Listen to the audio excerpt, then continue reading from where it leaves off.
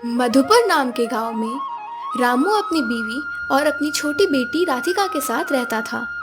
रामू की गृहस्थी में बहुत परेशानी चल रही थी। रामू बाजार में छोटा सा मिर्ची वड़े का ठेला लगाता था और रामू के ठेले के पास एक बहुत बड़ी हलवाई की दुकान थी, जिसका मालिक मंगल बड़ा ही घमंडी था। आइए आइए, ताजे ताजे गर्मा गर्म मिर्ची वड़ा खाइए, आइए आइए। मंगल की दुकान पर ग्राहकों की लंबी लाइन लगी होती थी, लेकिन रामू के यहाँ पर तो सिर्फ मक्खियाँ ही घूमती रहती थी। भाग्यवान, कहाँ हो? जरा एक गिलास पानी तो देना, बहुत प्यास लग रही है। सावित्री उसे पानी लाकर देती है। आज भी शायद ठेले पर कुछ बिका नहीं ना? तुम्हें ये सब कैसे पता? तुम्हारा तो ये रोज का हो गया है। तुमसे बोलती हूँ कि मुखिया जी के यहाँ काम कर लो, कम से कम घर का खर्चा तो निकलेगा। तुम्हें पता तो है पहले हमारी दुकान कितनी अच्छी चलती थी, लेकिन जब से हमारे ठेले के सामने वो बड़ी सी दुकान बनी है, तब से कोई हमारे यहाँ से मिर्ची वड़े खरीदते ही नहीं है। मुझे नहीं पता, लेकिन अब तुम ये मिर्ची वड़े का ठेला नहीं लगाओगे। तो तुम क्या चाहती हो, मैं इसे बंद कर दूं? देखिए, ऐसे करने से हमारा पेट तो भरेगा नहीं। मुझे पता है इससे हमारा पेट तो नहीं भरेगा, लेकिन मैं ये दुकान बंद नहीं कर सकता। ये मेरे स्वर्ग पिताजी की दुकान है और मैं नहीं चाहता कि मैं इसे बंद करूं। तुम बस थोड़े दिन और रुक जाओ। जब से मेरी शादी हुई है तब से मैं यही सुनते आ रही हूँ। देखो सावित्री, भगवान हमारी भी जरूर सुनेंगे। फिर हमारे भी मिर्ची वड़ी की दुकान बहुत अच्छी चलेगी। फिर हमारे भी अच्छे दिन आएंगे, जिससे हमें किसी चीज की कमी नहीं होगी। तो बस इसी अंधविश्वास में रहो। हमारे घर में एक छोटी सी बच्ची भी है, जिसके लिए अभी तक हमने कुछ किया भी नहीं। तुम बस अपने मिर्ची वड़े का ठेला चलाओ। मैं और मेरी बेटी राधिका मेरे भैया के घर जा रहे हैं। जिस दिन मिर्ची वड़े की दुकान पर अच्छी कमाई हो जाए, उस दिन मुझे और मेरी बेटी को मेरे मायके लेने आ जाना। उससे पहले मुझे अपनी शक्ल भी मत दिखाना। अरे सावित्री, सुनो, कहाँ जा रही हो? ऐसे मुझे अकेला छोड़ के मत जाओ। राधिका, हम अपने मामा के घर चलते हैं। जब तक तुम्हारे पिताजी अच्छी कमाई लेकर नहीं आ जाते, तब तक हम इस घर में कदम तक नहीं रखेंगे। सावित्री अपनी बेटी राधिका को लेकर घर से बाहर जाने लगती है और रामू दुखी होकर सिर्फ देखता रहता है। अरे राधिका, सुनो, अगर तुम्हें जाना ही है तो कल सुबह चले जाना। इस तरह रात में बच्ची को लेकर जाना खतरे से खाली नहीं है। मुझे तो रास्ते से ज्यादा इस घर में दिक्कत लगती है। चल राधिका, हम चलते हैं। रामू बस दुखी होकर उन्हें देखता रहता है और वो कुछ नहीं कर पाता। अगले दिन रामू किराने की दुकान पर सामान लेने जाता है। अरे विनोद भाई, जरा मुझे 2 किलो बेसन तो तोल के दे दीजिए। अरे रामू, तुम्हें पता है बेसन का भाव तो आसमान छू रहे हैं, 90 रुपए किलो हो गए हैं। अरे अरे विनोद भाई, कैसी बातें कर रहे हो? पिछले हफ्ते तो मैंने आपसे बेसन लिया था, तब तो बेसन का भाव 60 रुपए किलो था, और इस बार 90 रुपए किलो। ये कैसे हो गया? देखो रामू, तुम मेरे पुराने ग्राहक हो। अगर तुम्हें कोई एतराज ना हो तो मेरे पास पुराना बेसन पड़ा है, जो मैं तुम्हें अच्छे भाव में दे सकता हूँ। पर हाँ, वो थोड़ा मिलावटी है। वैसे भी मिर्ची वड़े तलने के बाद कौन सा ही पता चलेगा कि कौन सा बेसन इस्तेमाल किया गया है। नहीं नहीं भाई, मेरे ग्राहक मेरे लिए भगवान की तरह है। मैं उनके साथ धोखा नहीं कर सकता। मैं खराब चीजें इस्तेमाल कर कर उन्हें धोखा नहीं दे सकता।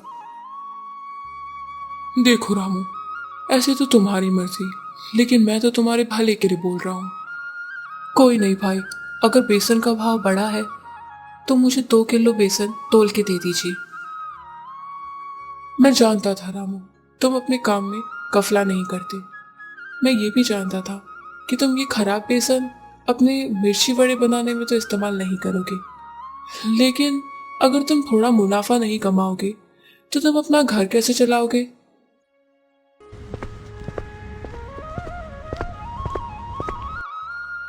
विनोद भैया, बेसन क्या भाव है? अरे मंगल भैया, आज तो बेसन 90 रुपए किलो है। अरे विनोद भैया, हमें वो अच्छा वाला बेसन नहीं चाहिए। आपके पास वो मिलावटी वाला बेसन है ना? आप हमें वही दे दो जो हम पिछले हफ्ते लेकर गए थे। हाँ है तो। ठीक है विनोद भाई, मेरे लिए वही बेसन 5 किलो पैक कर दीजिए। मैं कोई अमीर आदमी तो हूं नहीं जो अच्छा बेसन इस्तेमाल करूंगा। मंगल ये बात रामू को सुना रहा था। हमें दुकान में बैठ के मक्खियां नहीं मारनी। आप तो हमें वो बेकार वाला बेसन ही दे दीजिए। हमारे पास इतने पैसे नहीं है जो हम बढ़िया वाला बेसन का इस्तेमाल करें। हाँ। मंगल और उसका कारीगर रामू को देखकर जोर जोर से हंसने लगते हैं। मंगल की बातें सुनकर दुकानदार को अच्छा नहीं लगता। मंगल भैया, आप मेरे बारे में कुछ भी बोलिए, लेकिन मैं अपने ग्राहकों के साथ बेईमानी नहीं कर सकता। मैं उन्हें खराब मिर्ची वड़ा नहीं खिला सकता। अरे रामू, तो मैंने तुझे थोड़ी ना कहा है कि तू महंगी चीजों का इस्तेमाल करे और मक्खियां मारे। हाँ हाँ। थोड़ी देर बाद जब रामू अपने ठेले पर जाता है तो वहां मक्खियों के अलावा और कुछ नहीं होता। रामू बहुत दुखी हो जाता है क्योंकि सामने वाली दुकान पर सब चाव से खा रहे होते हैं। मंगल ने इतनी मिलावटी वाला बेसन इस्तेमाल किया, फिर भी उसकी दुकान पर इतनी भीड़ और मेरे यहाँ पर मक्खियों के अलावा और कुछ भी नहीं है। तभी उसके ठेले के आगे से एक साधु बाबा गुजरते हैं। हे भगवान, कहाँ है तू? कभी तो मेरे बारे में सोच, कभी तो मुझ पर ध्यान दे। ये सुनकर साधु बाबा उसके ठेले पर आकर खड़े हो जाते हैं। क्या हुआ बेटा? तुम इतने परेशान क्यों हो और तुम ऐसे रो क्यों रहे हो? नहीं साधु बाबा, कुछ नहीं, वो तो मैं बस ऐसे ही। तुमने तो कोई प्याज भी नहीं काटे बेटा, जिसकी वजह से तुम्हारी आंखों में कोई तकलीफ हो।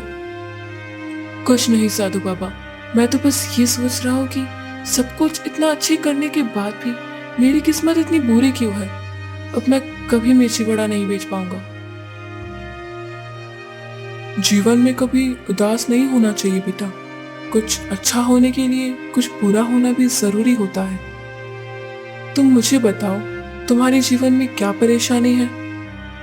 साधु बाबा, अगर आप मेरी सारी परेशानी दूर कर सकते हैं तो मैं आपको सब कुछ बताता हूँ। रामू ने साधु बाबा को सब कुछ बताया कि कैसे उसे उसकी बीवी छोड़कर चली गई और किराने की दुकान पर कैसे मंगल ने उसको कितना सुनाया। अरे बेटा, जीवन में कठिनाइयां तो आती जाती रहती है, हमें उसका सामना करना चाहिए। गीदड़ की बातें भागना नहीं चाहिए। साधु बाबा, मेरी ये परेशानी कैसे दूर होगी? अब आप ही मुझे बताइए। क्या तुम मुझे अपने हाथ से बने मिर्ची वड़े खिला सकते हो? रामू साधु बाबा को मिर्ची वड़े दे देता है।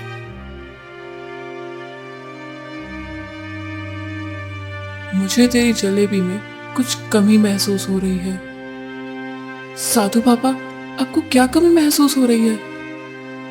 बेटा, अब मैं तुम्हें कुछ चीज देता हूँ जिसकी वजह से तुम्हारे मिर्ची वड़े में कोई कमी होगी तो वह पूरी हो जाएगी। साधु बाबा अपनी झोली में से एक छोटी सी डिब्बी निकालकर रामू को देते हैं। बेटा, ये लो। अरे साधु बाबा, इसमें ये क्या है? बेटा, ये है जादुई बेसन। इसे जैसे ही तुम इस्तेमाल करोगे, सारे ग्राहक तुम्हारे पास खींचे चले आएंगे। इस बेसन को तुम किसी भी चीज में इस्तेमाल करोगे तो उसका स्वाद डबल हो जाएगा। अब समझ आया कि मैं क्या कहने की कोशिश कर रहा हूँ? हाँ साधु बाबा, मैं समझ गया हूँ। बेटा, तू चिंता मत कर, वक्त आने पर तुझे सब कुछ समझ में आ जाएगा। ठीक है बाबा, वैसे भी मेरी इस मोटी बुद्धि में कुछ घुसता नहीं है। ऐसा कहकर ही साधु बाबा गायब हो जाते हैं और रामू साधु बाबा को ढूंढता रह जाता है। अरे अरे, ये साधु बाबा कहाँ चले गए? एकदम से गायब हो गए। क्या ये बेसन सच में मेरा भाग बदल देगा? एक बार इससे मिर्ची वड़े बनाने की कोशिश करता हूँ, शायद देखते हैं इससे क्या होता है। जैसे ही वो मिर्ची वड़े बनाता है, वैसे ही एक औरत आती है और उससे मिर्ची वड़े खरीद लेती है। ऐसे ही मंगल के सारे ग्राहक रामू के पास आ जाते हैं। मंगल ये सब देखकर हैरान हो जाता है कि ऐसा हुआ क्या जिससे मंगल के सारे ग्राहक रामू के पास चले गए। अरे जग्गू, ये देख, हमारे सारे ग्राहक रामू के ठेले पर कैसे चले गए? ये क्या चमत्कार है? मंगल और जग्गू हैरान होकर देखने लगते हैं और एक एक कर मंगल के सारे ग्राहक रामू के पास चले जाते हैं। अरे वाह, आज तो बहुत अच्छी कमाई हो गई। चलो अब मैं ये पैसे लेकर सावित्री को लेने जाता हूँ।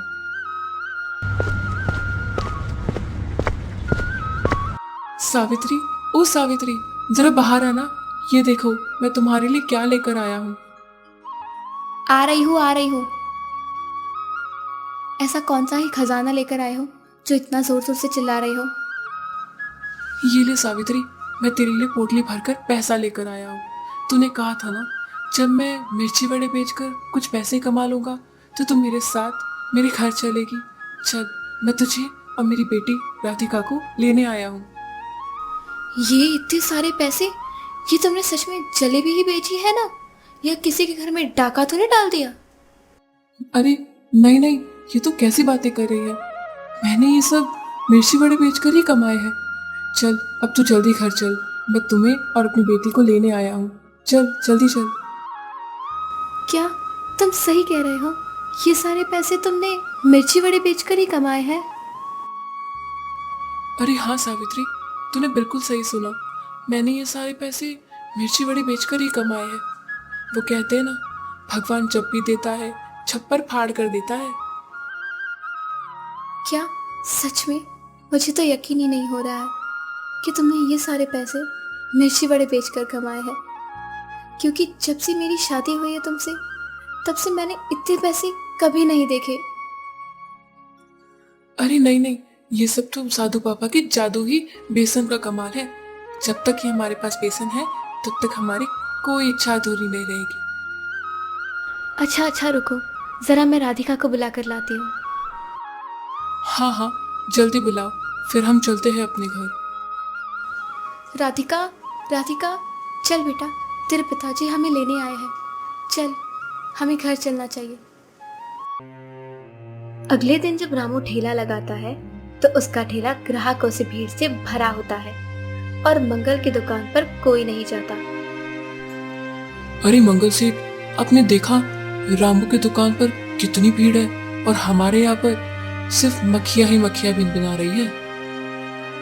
मैं भी वही सोच रहा हूँ कि ऐसे तो रामू के पास कौन सी चीज है जिसकी वजह से हमारे सारे ग्राहक उसकी तरफ जा रहे हैं। अरे विनोद भैया, मुझे जरा 10 किलो बेसन तो देना, पर हाँ, अच्छा वाला बेसन, वो मिलावटी वाला बेसन नहीं। हाँ हाँ, अरे वाह रामू, लगता है तुम्हारे मिर्ची वड़े का ठेला कुछ ज्यादा ही अच्छा चल रहा है, इसलिए तो तुम आज 10 किलो बेसन लेने आए हो, वो भी अच्छे वाले। अरे हाँ विनोद भाई, भगवान की कृपा से मेरे दिन फिर से अच्छे आ गए और अभी तो मेरे पास इतना भी समय नहीं है कि मैं सांस ले सकूं। हाँ हाँ, देखा रामू, मैंने कहा था ना, भगवान जो भी करता है अच्छे के लिए करता है। ये सब बातें मंगल और उसका नौकर जग्गू सुन रहा होता है। अरे जग्गू, जरा पता तो लगा, ऐसी इसके पास कौन सी चीज है जिसकी वजह से 5-6 दिन से इसकी ग्राहकी इतनी अच्छी हो रही है। मैं भी तो यही सोच रहा हूँ कि जो पूरे दिन बैठकर ठेले पर सिर्फ मक्खियां मारता था, आज ऐसी इसके पास कौन सी चीज है जो आज इसके पास इतने ग्राहक है। अगले दिन जब जग्गू राम के घर जाकर देखता है तो उसे जादू ही बेसन के बारे में पता लग जाता है। अच्छा, तो मैं अभी समझा, ये जादू ही बेसन की वजह से ये राजू इतने अच्छे मिर्ची वड़े बेच रहा है। जग्गू भागता हुआ मंगल के पास जाता है और उसे सारी बातें बता देता है। रात को मंगल और जग्गू चोरी छुपे रामू के घर आते हैं। अरे जग्गू, कहाँ है वो जादुई बेसन जिसके बारे में तू बता रहा था? ऐसा तो कहाँ छुपा रखा है रामू ने? मंगल और जग्गू दोनों ही रामू के घर में वो बेसन ढूंढने लगते हैं, लेकिन उन्हें यह नहीं पता रहता कि रामू उन्हें चोरी छुपकर देख रहा है। मंगल सेठ, ये देखो, आखिर मिल ही गया मुझे ये जादुई बेसन। अरे वाह, जरा दिखा दो मुझे भी, ये जादुई बेसन कैसा दिखता है? अरे वाह, ये तो बिल्कुल सोने की तरह चमक रहा है। एक काम कर, जल्दी जल्दी चल यहाँ से, वरना किसी ने देख लिया तो सारी मेहनत पानी में फिर जाएगी। मंगल और जग्गू दोनों ही वहाँ से जादुई बेसन लेकर निकलने लगते हैं, लेकिन उन्हें ये नहीं पता रहता कि रामू उन्हें चुपके से देख रहा था।